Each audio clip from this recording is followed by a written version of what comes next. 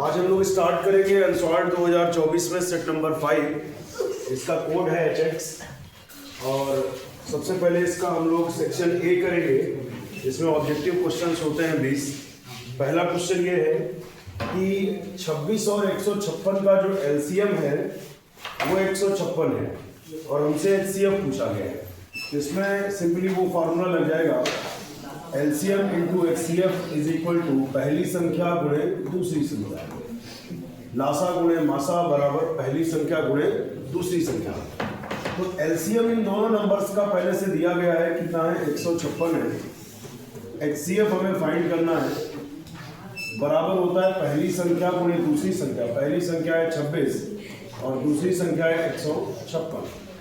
तो इसमें 156 से 156 कैंसिल हो जाएगा, अभी HCF बचेगा 26।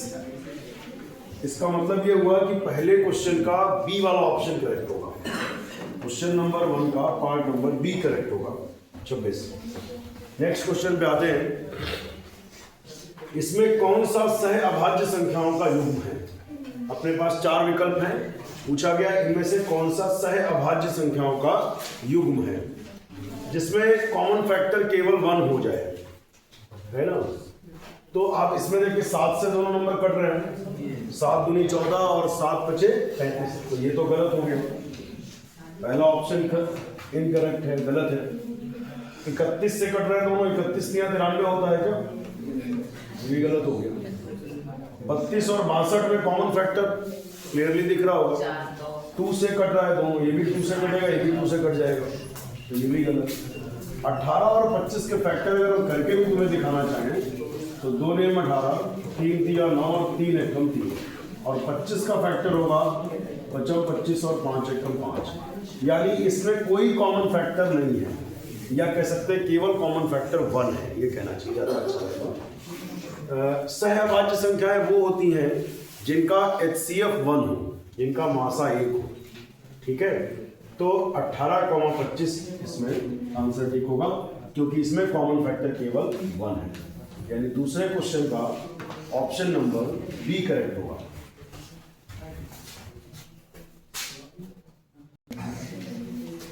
देखिए क्वेश्चन नंबर 3 है कि इसमें कहा गया बिंदुओं 5,0 और -12,0 इनके बीच की दूरी चाहिए।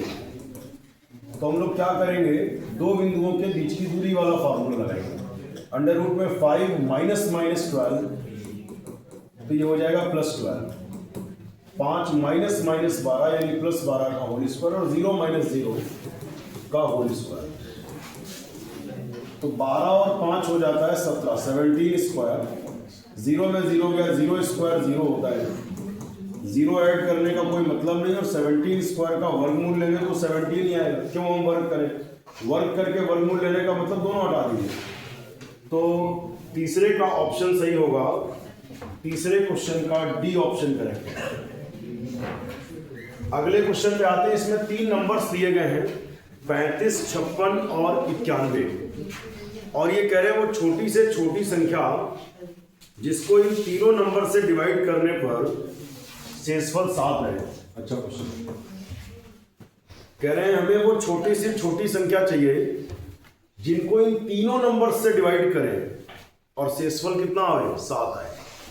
तो पहले तो हम बताएं आपको वो छोटी से छोटी संख्या ही निकालनी हो जो इन तीनों से कट जाए। शेषफल 7 वाली बात छोड़ देते हैं, हटाओ।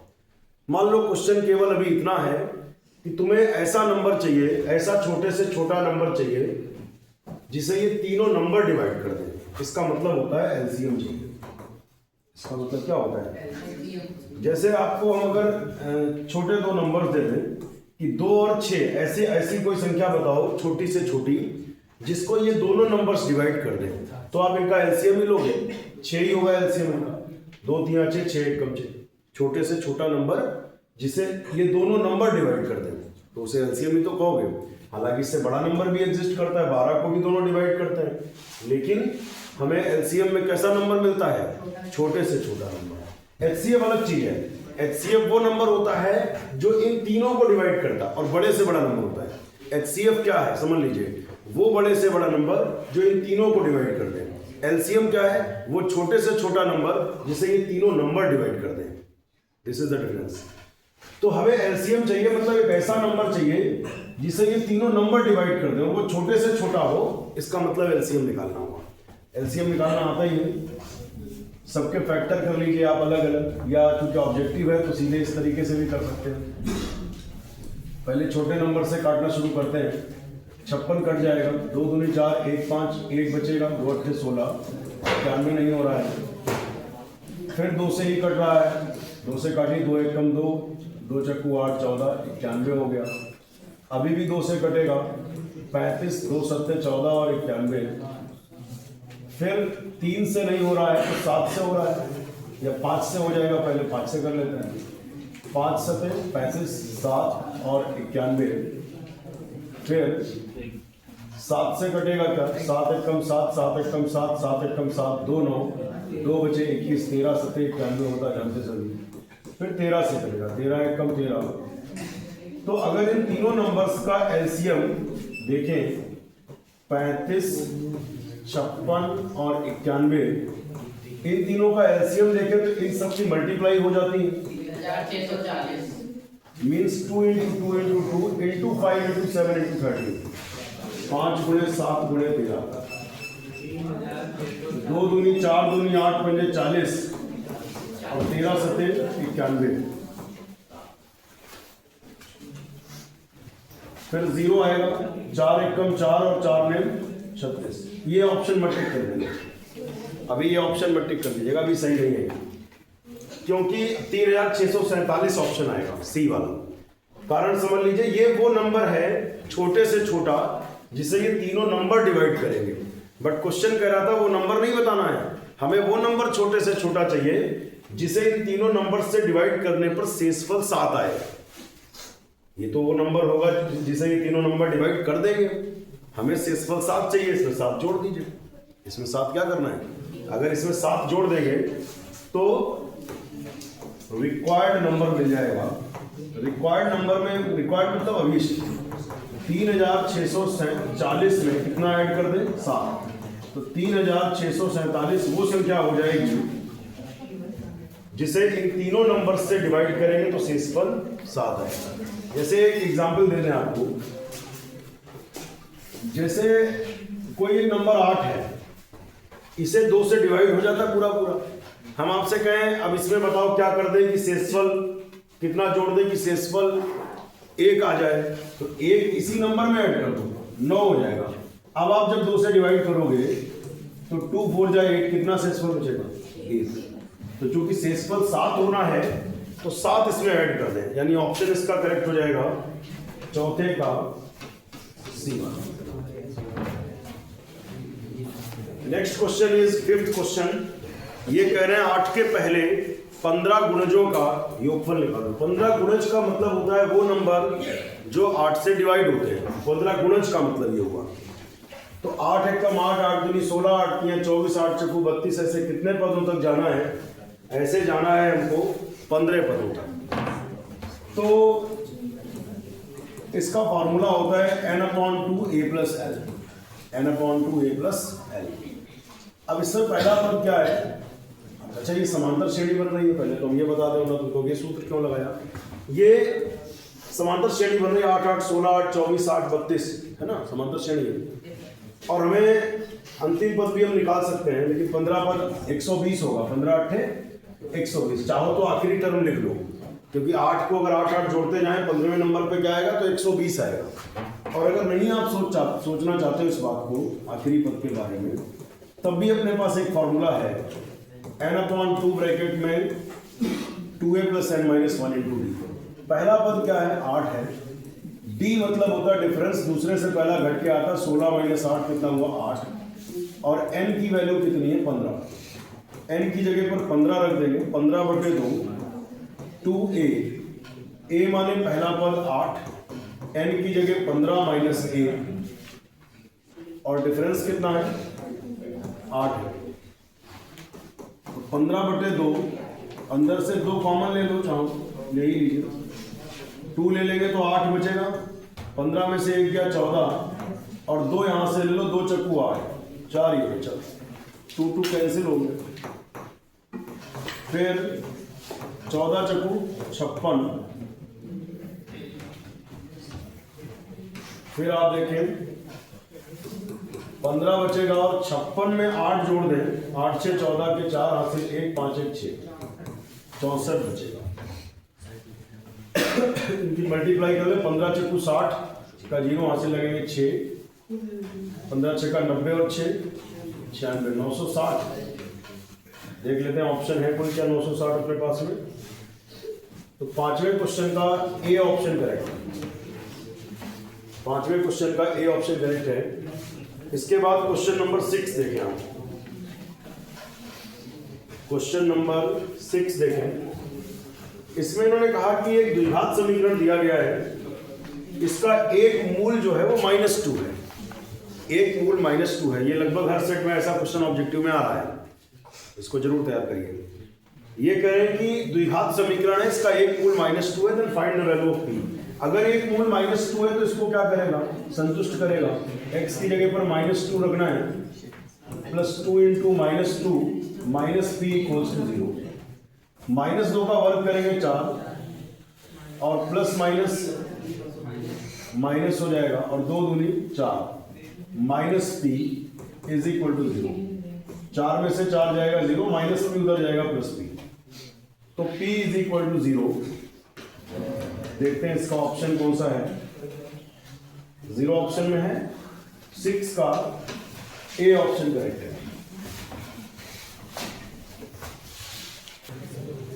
ध्यान दीजिए अगले क्वेश्चन पर। क्वेश्चन नंबर 7 क्या कह रहा है, ये कह रहे हैं कि x अक्ष पर एक ऐसा बिंदु निकालो, x अक्ष ये है मान लो, कह रहे हैं x अक्ष पर एक ऐसा बिंदु निकालो जो 0.5 -2 और -3 2 से समदूरस्थ हो। तो समदूरस्थ का मतलब होता है समान दूरी पर, समदूरस्थ का मतलब होता है समान दूरी पर। हमें एक ऐसा पॉइंट चाहिए वो भी x अक्ष पर जो इन दोनों पॉइंट से समदूरस्थ हो, यानी समान दूरी पर हो। इसका मतलब हो गया कि AB बराबर AC, AB बराबर AC। अच्छा ये x अक्ष पर है तो A के निर्देशांक हम ये मान लेंगे, मान लिया A के निर्देशांक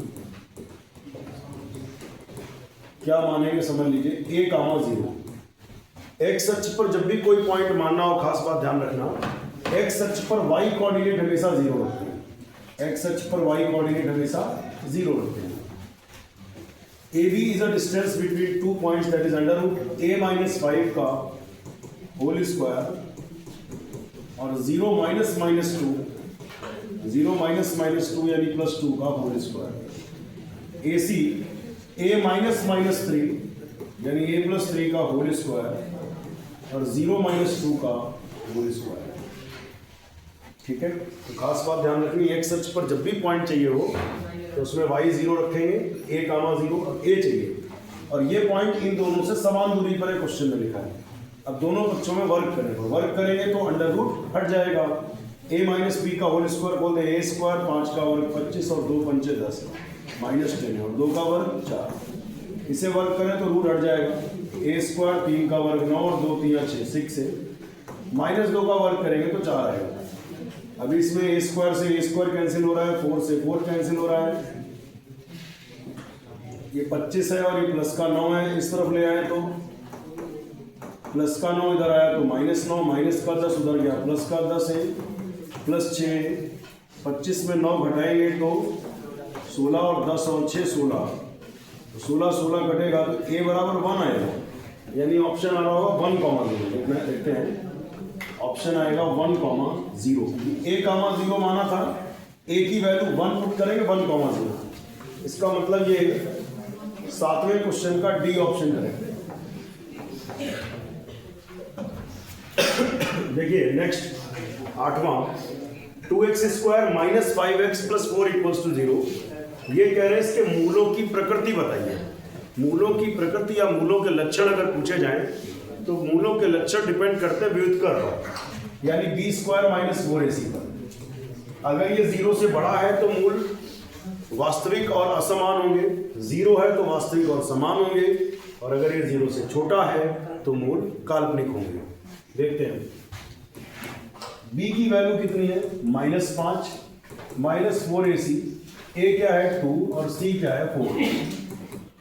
-5 का वर्ग 25, 4 चक्कू 16 दूनी 32 हो गए काल्पनिक। 25 में 32 घटाओ, 12 में से 5 जाएगा 7 और हाँ ठीक है -7 आएगा। अब चूंकि b² - 4ac जो है वो नेगेटिव है, ऋणात्मक है, इसका मतलब ये 0 से छोटा है। और ये फॉर्मूला आपको लिखाया गया होगा कि अगर व्युत्तर 0 से छोटा हो तो मूल काल्पनिक होंगे।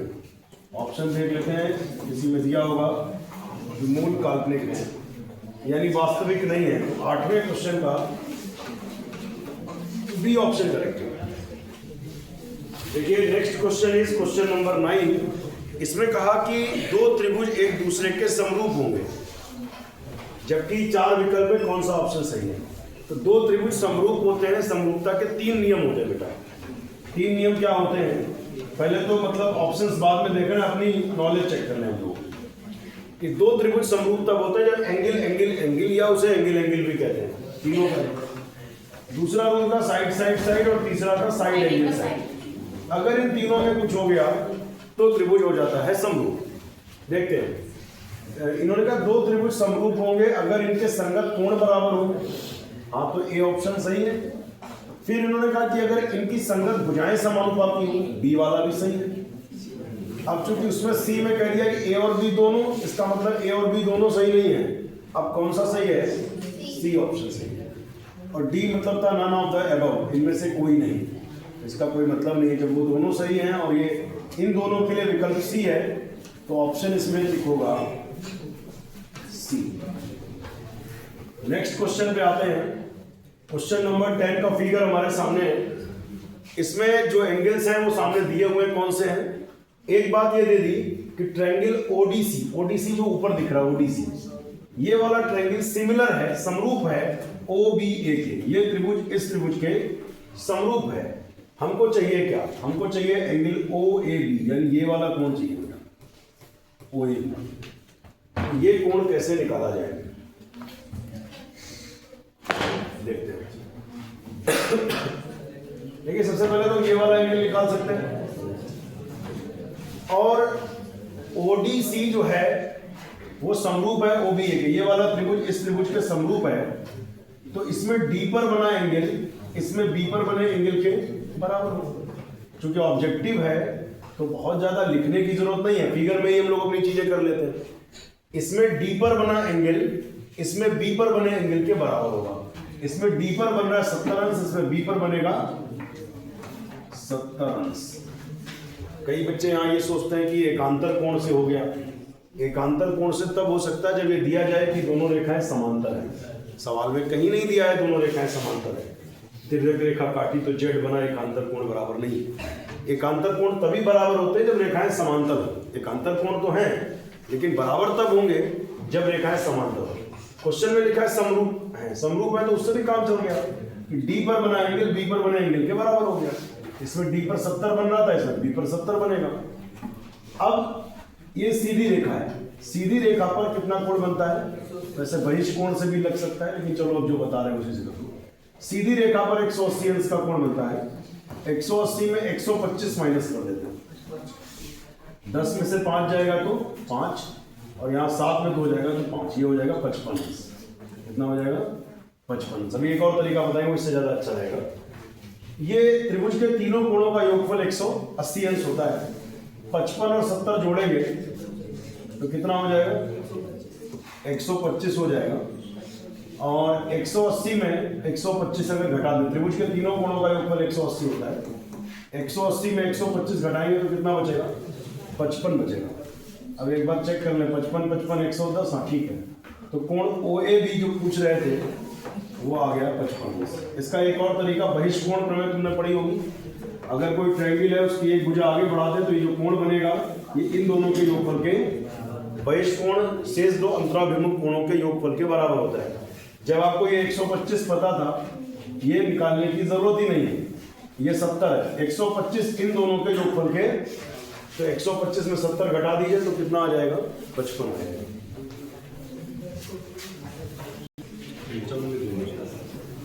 देखिए sin theta is equal to cos theta where theta lies between 0 to 90 find the value of theta. हमें थीटा चाहिए तो बड़ा सिंपल है, ये cos थीटा हम इस तरफ बटे में ले आएंगे, यहाँ 1 हो जाएगा, sin अपॉन cos tan हो जाएगा, tan theta is equal to 1 और tan में 1 मान होता है 45 डिग्री। वैसे भी आपको पता ही होगा कि ऐसे कौन से दो कोण हैं जिनका साइन और कॉस का मान बराबर है, तो केवल 45, 0 से 90 डिग्री।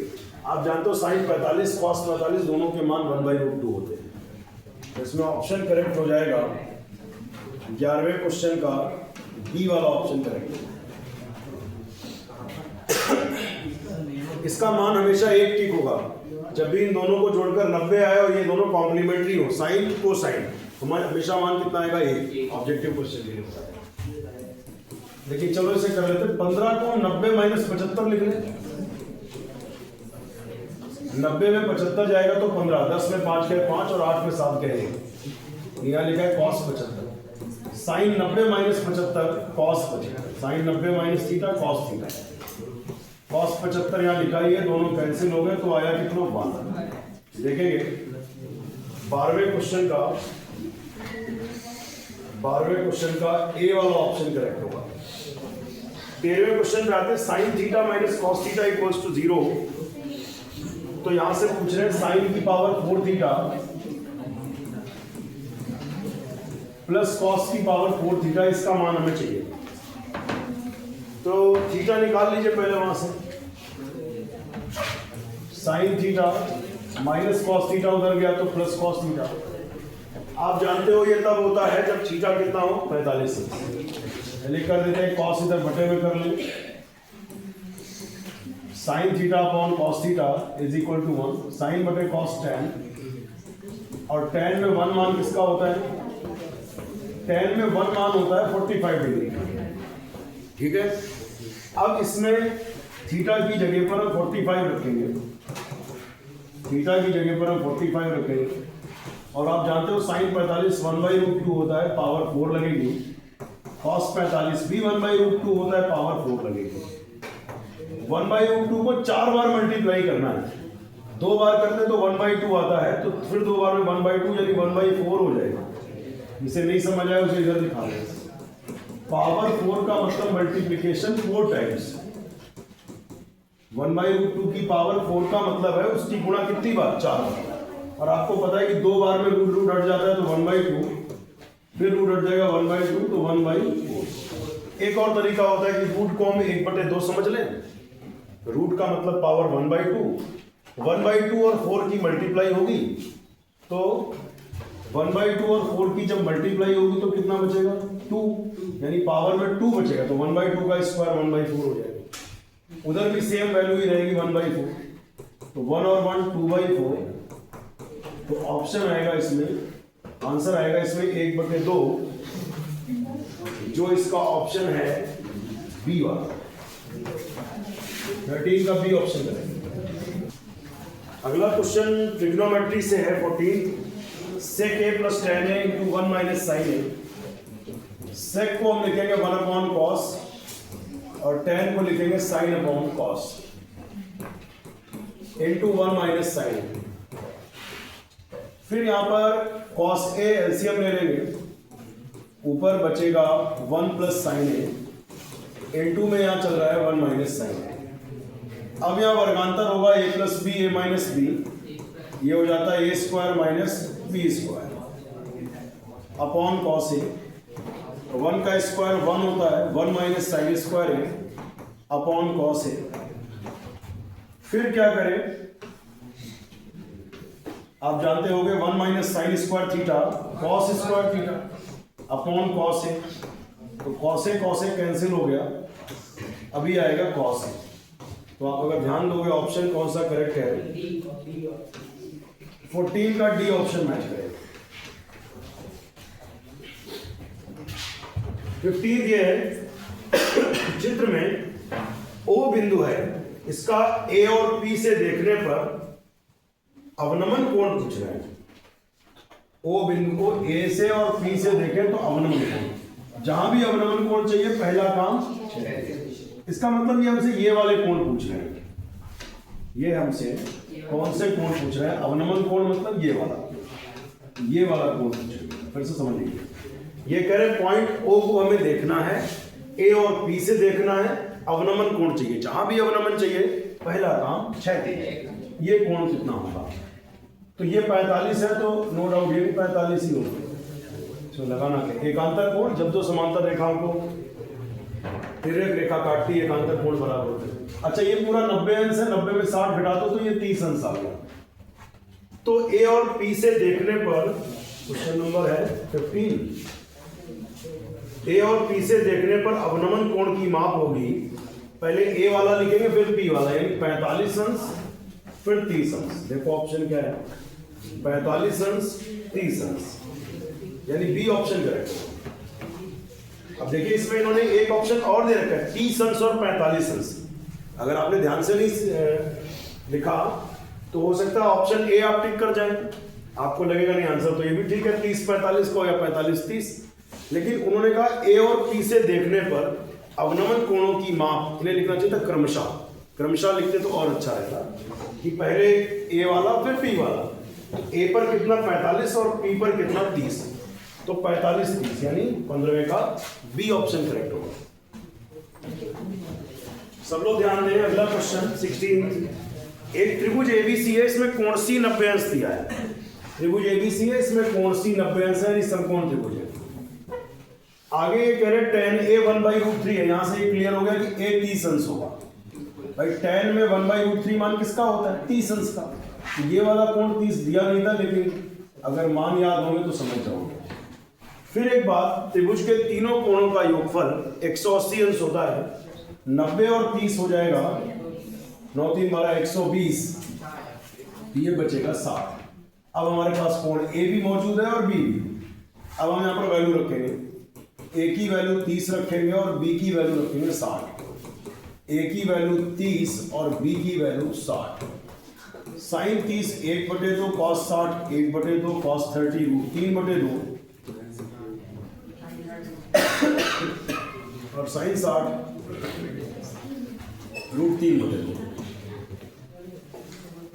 1/4 और √3 की गुणा हो गई 3/2 दूनी 4, 3 और 1 4/4 a प्लस बी 60 90 साइन 90 बिल्कुल सही।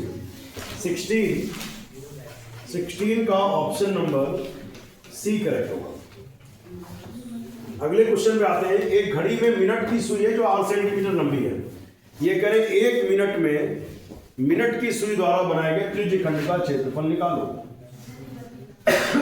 1 मिनट में जो सुई त्रिज्यखंड बनाएगी वो हमें चाहिए। भाई त्रिज्यखंड के क्षेत्रफल का सूत्र होता है pi R square theta upon 360। Problem केवल थीटा है, वो भी प्रॉब्लम क्या है आप सबको याद होगा, और नहीं याद है तो याद कर लो। 1 मिनट में जो बना कोण होता है वो 6 डिग्री होता है। 1 मिनट में बना कोण 6 डिग्री होता है, तो थीटा की जगह पर यहाँ रख देंगे 6 degree. Pi R square theta को लिख देंगे 6 डिग्री बटे 360, तो 6 से काटो 6 6 36, तो pi R square upon 60, pi R square upon 60 degree यानी 17वें का ए ऑप्शन करेक्ट है। 18वां देखिए, आधा सेंटीमीटर व्यास है, तो इन्होंने कहा कि अर्धगोले का संपूर्ण पृष्ठीय क्षेत्रफल निकालो। तो व्यास होता है आपको पता है 2r, त्रिज्या r है तो व्यास होता है 2r इज इक्वल टू 1/2। तो r बराबर कितना होगा 2 बटे में जाएगा, 2 दूनी 4 1/4। अर्धगोले का संपूर्ण पृष्ठ चाहिए, लिखेंगे अर्धगोले का संपूर्ण पृष्ठीय क्षेत्रफल। फॉर्मूला होता है इसका 3 पाई आर स्क्वायर। अर्धगोले का है ना 2 पाई आर स्क्वायर होता है, सी से पाई आर स्क्वायर ऊपर का जोड़ देते। अब ऑप्शन देख ले, पाई में ही आ रहा है, ठीक, ये अच्छी बात है। रेडियस हो गई 1/4 का वर्ग, 3 एकम 3/4 × 16 3/16 पाई सेंटीमीटर स्क्वायर। 18वें का बी ऑप्शन करेक्ट है। 19 नंबर देखो, किसी बारंबारता बंटन के लिए माध्य जो है वो 26.1 है। माध्यक 25.8 है, बहुलक का मान चाहिए। बहुलक बराबर होता है 3 माध्यक माइनस 2 माध्यक। तो माध्यक का सूत्र है 25.8, माध्यक का मान दिया 25.8 और माध्यक का मान दिया 26.1। 3 × 8 24 के 4 हासिल लगेंगे 2, 3 × 5 15, 2 17 के 7 हासिल 1, 3 2 नीचे और 1 7, 77.4। 2 1 कम 2, 2 चंग 12 के 2 हासिल 1, 2 2 4 1 5। इसे घटा के बताया तो 4 में से 2 जाएगा 2, 7 में 2 जाएगा 5, 7 में 5 जाएगा 2। बहुलक चेक कर ले, 25.2 ऑप्शन है क्या? 19वें का सी। केंद्रीय प्रवृत्ति की माप होगी, 4 विकल्प है बेटा अपने पास। केंद्रीय प्रवृत्ति की माप सबसे पहले इन्होंने पूछा बारंबारता। बारंबारता केंद्रीय प्रवृत्ति की माप नहीं है, वो तो आवृत्ति दर्शाती है। फिर माध्य, ये भी ठीक है, माध्य ये भी ठीक है। इसका मतलब बी और सी दोनों, बी तथा सी दोनों। इसमें ऑप्शन डी करेक्ट हुआ। एक बात समझ लीजिए, केंद्रीय प्रवृत्ति की 3 मापें होती हैं। केंद्रीय प्रवृत्ति की 3 माप है जो आप पढ़ते भी हो, माध्य, माध्यिका और बहुलक। तो इसमें माध्य, माध्यक और बहुलक दिया होता तो तीनों ही सही हो जाते, लेकिन बारंबारता नहीं होता। तो ऑप्शन डी करेक्ट होगा।